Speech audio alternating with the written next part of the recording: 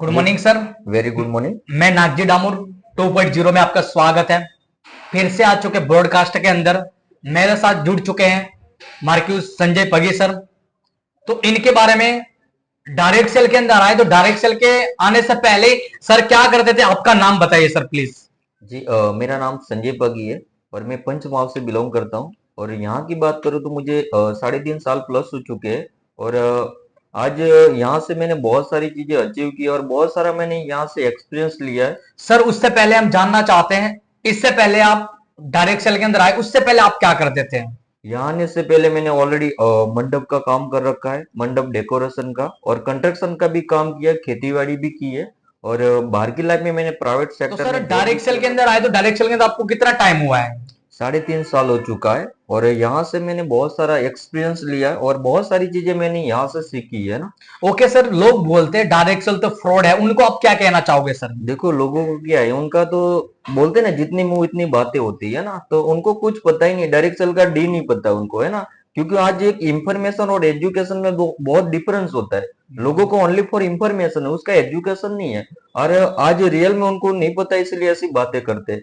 क्योंकि उनका दम ही नहीं है वो करने का काम, इसलिए वो ऐसी चीजें बोलते हैं सर। ओके सर, लोग बोलते हैं कि यार डायरेक्ट सेल के अंदर सिर्फ ड्रीम बताए जा रहे हैं, है ना।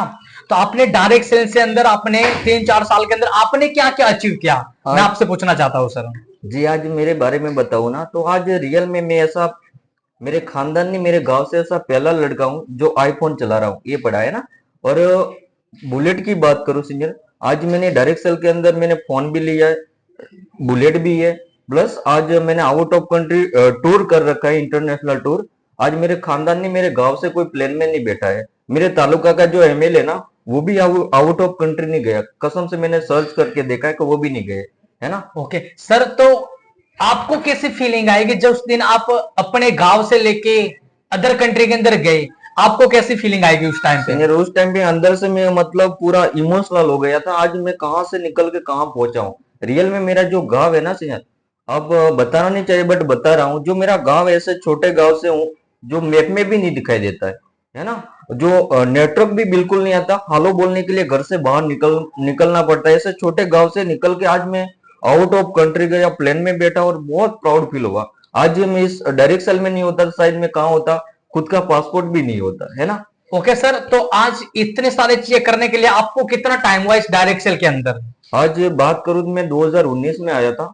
2019 में आने के बाद मैंने दो दो लॉकडाउन फेस किए और रियल में उस टाइम मेरे पास कुछ नहीं था, बट एक चीज थी, उम्मीद। बोलते ना उम्मीद पे तो दुनिया कायम है ना। तो इस उम्मीद की मतलब वजह से आज यहाँ पर हूँ।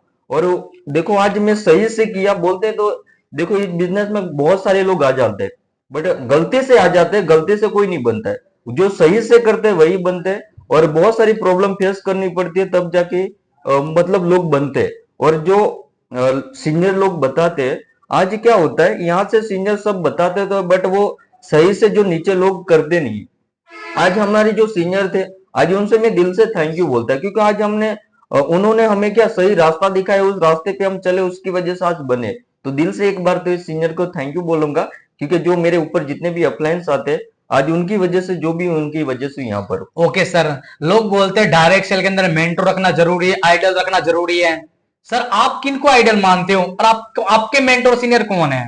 देखो वैसे तो मेरे आइडल सीनियर महावीर सीनियर है, मैं उनको शुरू से फॉलो करता हूँ। आज उनकी एक एक वर्ड जो मुझे कानों में घुस रही है कसम से, क्योंकि आज उन टाइम पे क्या होता था, जो हमें गाइड करते थे, क्लास करवाते थे, रूम पे समझाते थे, ए टू जेड उन्होंने जो जो बताया उनको फॉलो करने की वजह से आज यहाँ पर हूँ। आज दिल से महावीर सीनियर को मैं फॉलो मतलब मेंटोर मानता हूँ और उनको आइडल भी मानता हूँ कसम से। ओके सर, तो सर आपको इस कंपनी के साथ साथ जुड़ने से आपको क्या क्या बेनिफिट मिला है, देखो ताकि आप टिक के काम कर रहे हो और लोग भी आपके साथ काम करना चाहते हैं, उनको क्या बोलना चाहोगे आप। देखो मैं एक ही चीज बोलूंगा, देखो इस बिजनेस में ज्यादा नहीं, 2 साल तो दिल से देने पड़ेंगे। हमने भी एक टाइम पे आए थे, हमारे पास कुछ नहीं था, बट हमने सही से किया और 2 साल पेशेंस रखा। पेशेंस रखोगे तभी इस बिजनेस में आप बनोगे। आज रियल में मैंने से यहाँ से इतनी चीजें की है ना, रियल में मेरे खानदान ने, मेरे गांव में किसी ने मेरी एज के अंदर नहीं किया है ना। तो ये कोई छोटा प्लेटफॉर्म नहीं है। ओके। ओके सर, तो आपने इतनी सारी चीजें बताई, तो आपका नेक्स्ट प्लानिंग क्या है, अपकमिंग आप क्या बनना चाहते हो? देखो जैसे आज आप मार्क्यूस रैंक में बता रहे हो, है ना? तो आप आगे क्या सोच रहे हो, आगे की क्या अपकमिंग क्या करना चाहते हो आप? देखो आगे की देखिए प्लानिंग। अब जैसे कि मतलब मार्क्यूस हो तो मेरा एक और एक ड्रीम है कि मुझे कम टाइम में और क्या करना है, खुद को अचीवर बनाना है, ड्यूक्स बनना है ना। अब ड्यूक्स बनने के लिए भी मुझे मेहनत करनी पड़ेगी, वो भी मुझे पता है, बट थोड़ा टाइम लगेगा। आने वाले टाइम में मैं ड्यूक्स बनूंगा, है ना। और भी बहुत सारी प्लानिंग है बट मैं शेयर नहीं करूंगा। ओके। ओके सर, तो आपने बहुत सारी चीजें बताई। उससे पहले मैं प्रश्न पूछना चाहता हूं सर, आपको भी एक टाइम पे इस डायरेक्ट सेल के अंदर आपको किसी ने इनवाइट किया होगा, है ना? तो सर आपके अपलाइन ऐसे कौन है जिन्होंने आपको एक चांस दिया और इतनी अच्छी आपकी लाइफ बनाई? आज अपलाइन की बात करो सीनियर, इस बिजनेस में जो अपलाइन होता है ना, बोलते हैं तो पिता समान होता है ना। आज जो भी हूँ अपलाइन की वजह से हूँ। आज दिल से थैंक यू बोलता हूँ। आज जाने अनजाने में मुझे एक रास्ता दिखाया था, चलना नहीं चलना मेरे पे डिपेंड था। शायद उस टाइम पे मैं चला भी जाता था, आज रियल में बाहर की लाइफ में भटकता, टिमली वगैरह खेलता है ना, बोलते हैं ना हमारे दावत में टिमली ज्यादा खेलते हैं। ओके।